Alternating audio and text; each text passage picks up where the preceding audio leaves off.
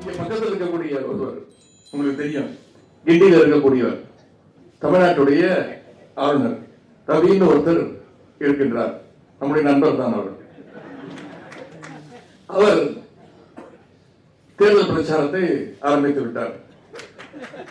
பாசிச பாஜகவுக்கு தேர்தல் பிரச்சாரம் செய்வதாக நினைத்துக் கொண்டு நமக்கு செய்து கொண்டிருக்கிறார். ஒரு 3 நாட்களுக்கு முன்பு ஒரு நிகழ்ச்சிக்கு போய் பேசியிருக்கிறார். தமிழ்நாடு போராடும், தமிழ்நாடு வெல்லும் அப்படின்னு தமிழ்நாட்டுக்கு எங்க போனாலும் இதே குரலாக இருக்கிறது. எந்த செவத்தை பார்த்தாலும் இதே எழுதி வச்சிருக்கிறீங்களே, யாரை எதிர்த்து போராட போறீங்க அப்படின்னு ஒரு கேள்வியை கேட்டிருக்கிறார். நான் ஏற்கனவே அவருக்கு நான் ஒரு பதில் சொல்லியிருக்கின்றேன். திரு ஆளுநர் ரவி அவர்களே, உங்களோடு தான் தமிழ்நாடு போராடும், உங்களை வென்று காட்டுவோம். பெரியார் தொண்டர்கள் நிறைந்திருக்கிற இந்த அரங்கத்தில் நான் இன்னும் அழுத்தம் திருத்தமாக சொல்ல விரும்புகின்றேன். மாநில உரிமைக்காக தமிழ்நாடு போராடும், சமூக நீதியை காக்க தமிழ்நாடு என்றும் போராடும், மதவெறியை சாதி வெறியை எதிர்த்து தமிழ்நாடு நிச்சயம் போராடும், இந்தி திணிப்பை எதிர்த்து தமிழ்நாடு தொடர்ந்து போராடும்.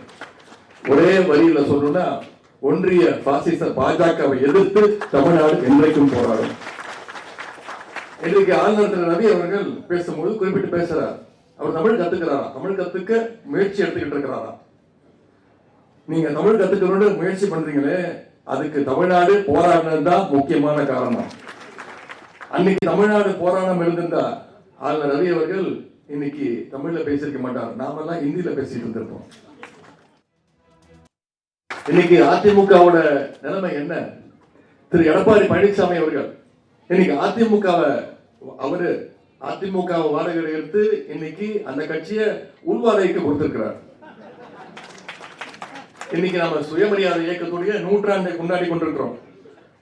ஆனா திரு எடப்பாடி பழனிசாமி அவர்களுக்கு சுயமரியாதைனா என்னன்னு கூட தெரியாது. கார் மாறி போனா கூட பரவாயில்ல, வெளியில காலையும் மாத்தி உள்ளவர் தான் திரு எடப்பாடி பழனிசாமி அவர்கள். தந்தை பெரியார் அவர்கள் ஊட்டிய சுயமரியாதை உணர்ச்சி நம்மளுடைய மக்களுக்கு இருக்கின்ற வரை தமிழ்நாட்டை என்றைக்கும்